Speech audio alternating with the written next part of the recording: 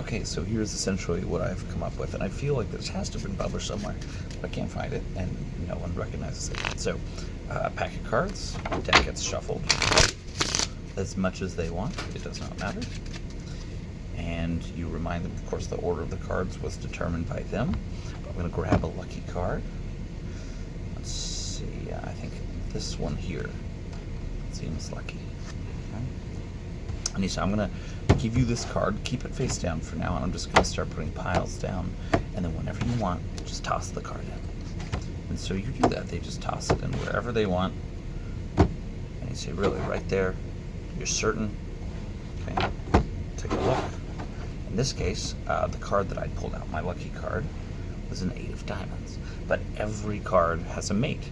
2 of clubs, 2 of spades, Jack of hearts, Jack of diamonds. What would be the mate card of the 8 of diamonds? And of course, they would say the 8 of hearts. Of course, that's what it is. Now, you could do this as well with like a blue card and a red deck, or vice versa. You know, a stranger card, a different card, where the 2 cards match exactly. This is just impromptu. If you want, you can also do it with a bill.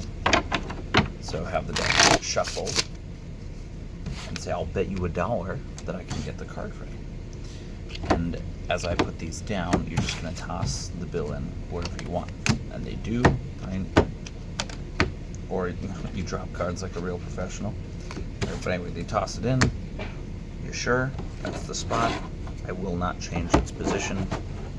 If we look, here's where you put the bill. It's the Jack of clubs. And on this bill that you've been holding the whole time, it says Jack of clubs.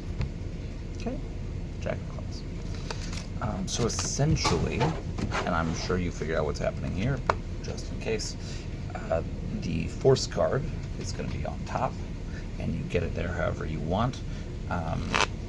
If you have a stranger card, then you just need to control the card at the top, or palm off the card while they shuffle, add it back on, that kind of thing.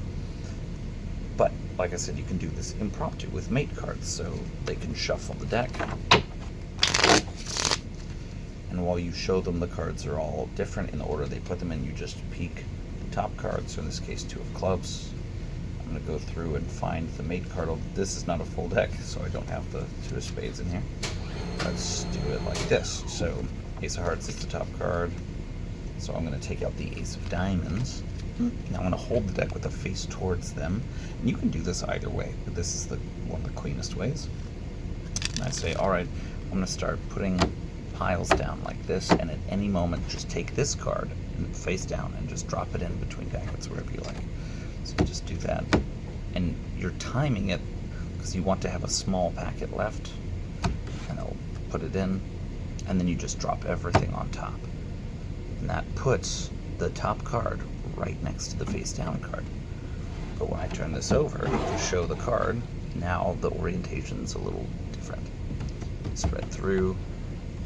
Now we focus. Here's the card you put it next to. Now, if you are worried that when you're putting things down, right, that when they toss their card in, the fact that you drop everything on top may be a little not discrepant exactly, but a little suspicious.